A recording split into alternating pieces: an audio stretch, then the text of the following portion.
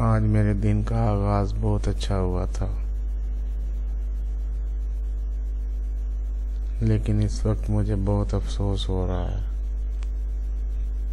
मेरा दिल और दिमाग पर उदासी सी छाई हुई है और अजीबोगरीब परेशानी ने घेर रखा है। काश मेरे दिन का दूसरा हिस्सा भी इतना ही अच्छा गुजरता जितना पहला अच्छा गुजरा था।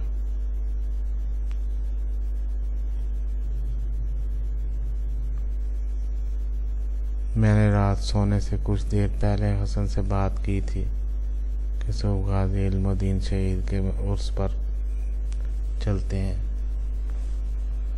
उसने हाँ कर दी थी। मैंने कहा था बाकी बातें सुबह को तय करेंगे। सुबह उसने इस्तफसार किया तो मैं टाल मटोल करने लगा।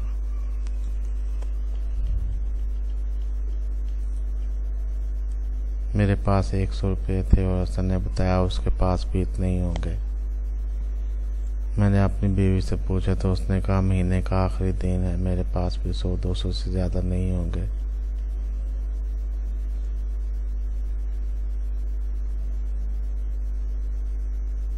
मैं कोई 18-20 साल पहले गया था गाजी इल्मुद्दीन के मज़ार पर, या शायद इससे भी पहले, और इस सारे अरसे के दौरान बस याद ही करता रहा था। हर साल 31 अक्टूबर का प्रोग्राम बनाता, लेकिन फिर किसी वजह से न जा पाता। कभी भूल जाता और कभी कोई मसरूफियत आ लेती। कई बार इधर उधर के काम काज में याद आता कि आज 31 अक्टूबर, तो बहुत अफसोस होता। इस साल भी अक्टूबर शुरू होते ही मैंने सोचना शुरू कर दिया था कि 31 को उस पार्क में शिरकत के लिए जाऊंगा, लेकिन आज पैसों की शार्टेज देखकर मेरा दिल फिसल रहा था। खुशकिस्मती ये रही कि हसन नहीं टाल रहा था। पापा चलें चलते हैं, 200 रुपये हमारे पास हैं, 100 मामा से ले लेते हैं। हसन ने सादा सा हिसाब बताया। चलो ठीक है, मैंने भी ठान लिया। हम बाप बेटे ने 150 का पेट्रोल डलवाया और म्यानी साहब रवाना हो गए। हम घड़ी चाव से शिमला पहाड़ी और शिमला पहाड़ी से चेरिंग क्रॉस और फिर गंगाराम और फिर आबिद मार्केट पहुंच गए। वहां से मेट्रो क्रॉस करके बाएं तरफ वाली सड़क पर आ गए और फिर कुछ आगे आए तो फूलों वाली दुकानें देखकर हौसला हुआ कि हम सही पहुंच गए। 10 रुपये के फूल ले लेते हैं, चलो 20 के ले लेते हैं, मैंने सोचा। लेकिन जब फूल वाले को कहा तो 50 के कह दिए। अल्लाह मालिक है, 50 रुपये कितने बड़े होते हैं जिनका आसरा रखना है। 50 भी नहीं होंगे तो क्या होगा। हम वासिफ अली वासिफ, शाह शानी सरकार, अहमद अली लाहौरी और दूसरे नामवर बुजुर्गों के मज़ारों के पास से होते हुए गाजी इल्मुद्दीन के मज़ार की तरफ बढ़ते गए। 1-2 जगह से पूछना भी पड़ा।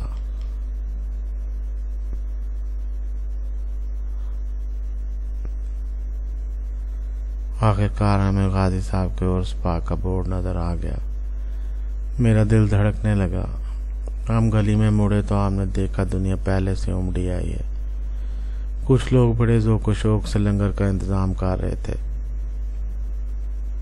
और कुछ काल वाले लंगर की प्लेटें इकट्ठी करके एक ढेर पर फेंक रहे थे। रात बड़ी रौनक रही लगती थी।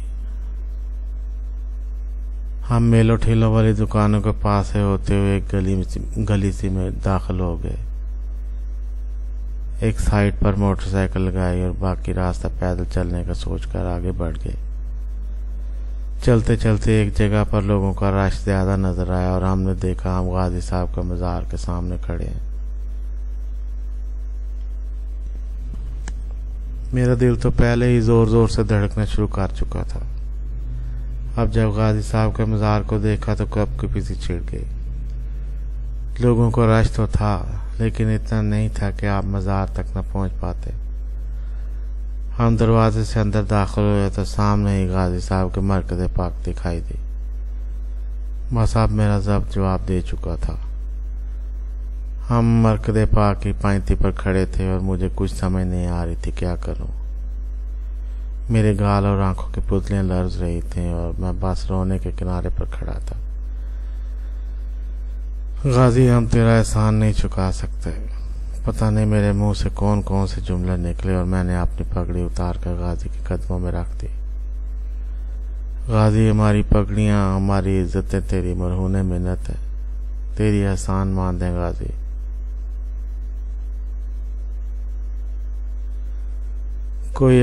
कोई हमें एक तरफ होने का कह रहा था और मुझे समझ नहीं लग रही थी मैं कैसे और क्या कहकर एक तरफ हटूं। और फिर मेरे आंसू मेरी आंखों के किनारों से नीचे गिरने लगे और मैं इतने लोगों के सामने झींप सा गया। मैं सर नीचे करके एक तरफ बैठ गया और फातिहा पढ़ने लगा। 5-6 बार कोशिश करके भी अल्फाज मेरी ज़ुबान पर ना आए और मैं दुरूद शरीफ पढ़कर बिस्मिल्लाह पढ़ना और फिर दुरूद शरीफ पढ़ने लगता, फिर ताऊज़ पढ़ने लगता, फिर दुरूद शरीफ, फिर तस्मीया। हसन मेरे साथ ही बैठ गया था और मैं गाजी के कदमों में अपनी पगड़ी को देखता हुआ अपने आप पर काबू पाने की कोशिश कर रहा था। हसन फातिहा पढ़ चुका था, मुझसे अभी शुरू भी नहीं हुई थी। मुज़ाहिर मेरे हाथ बुलंद थे लेकिन मेरी ज़ुबान और दिमाग मेरा साथ नहीं दे रहे थे। मैंने अपनी हालत इससे पहले कभी किसी मज़ार पर ऐसी नहीं देखी थी। मेरा दिल मेरे सीने से बाहर निकल रहा था और मुझे लग रहा था मेरी रीढ़ की हड्डी में से कोई लहर मेरे पूरे वजूद में सरायत कर गई है। मुझे लग रहा था मुझसे बैठना मुश्किल हो जाएगा और मैं गिर पड़ूंगा। हसन को शायद मेरी हालत का अंदाजा हो चुका था। उसने मुझसे इधर उधर की चीज़ों के बारे में पूछना शुरू कर दिया। मेरा ध्यान हटा और मुझे कुछ होश आ गया। मैंने भी इधर उधर देखना शुरू कर दिया। लोग मज़ार के चारों तरफ जिक्र अज़कार में मसरूफ़ थे और ज़ाहिरीन कुछ देर पायती पर खड़े होकर बाहर निकल जाते थे। मैंने बदस्तूर हाथ उठा रखे थे और फातिहा मुकम्मल करने की कोशिश कर रहा था। आखिर मेरी सेंसेस वापस आ गई और मैं अव्वल और आखिर दुरूद शरीफ के साथ फातिहा पढ़कर उठ खड़ा हुआ। मेरा दिल तो कर रहा था मैं बैठा रहूं, लेकिन हसन ने मुझे चलने का कहा और मैं अपनी पगड़ी उठाकर बाहर निकल आया। भाई, हम अपनी पगड़ी भी ना रखें गाजी के पांव में। मैंने बाहर गली में आकर पगड़ी सर पर रखते हुए कहा। किसी ने मुझसे कुछ मांगा और मैंने दूसरे 50 भी दे दिए। मेरे दिल की हालत बहुत खिड़ी खिड़ी सी थी। मुझे ऐसी खुशी और ताज़गी किसी मज़ार से नसीब नहीं हुई थी। इतनी दिक्कत मुझे पहले कभी तारी नहीं हुई थी। मैंने हैदर साईं, शेख शरफुद्दीन और तुर्त मज़ार पर मिलने वाली शदीद फीलिंग्स को याद किया, लेकिन गाजी के मज़ार पर मिलने वाली फीलिंग्स जैसी फीलिंग्स कोई नहीं थी। शायद मैं पहली फीलिंग्स भूल चुका हूँ। शायद मैं पहले कभी रोया नहीं हूँ किसी मज़ार पर, मैंने सोचा। हम चलते चलते अपनी मोटरसाइकिल तक आए। वहां से बाहर सड़क पर पापा वासिफ अली वासिफ के मज़ार पर भी न चलें? हसन बोला। क्यों नहीं, बिल्कुल चलते हैं, मैं मुस्कुरा कर बोला।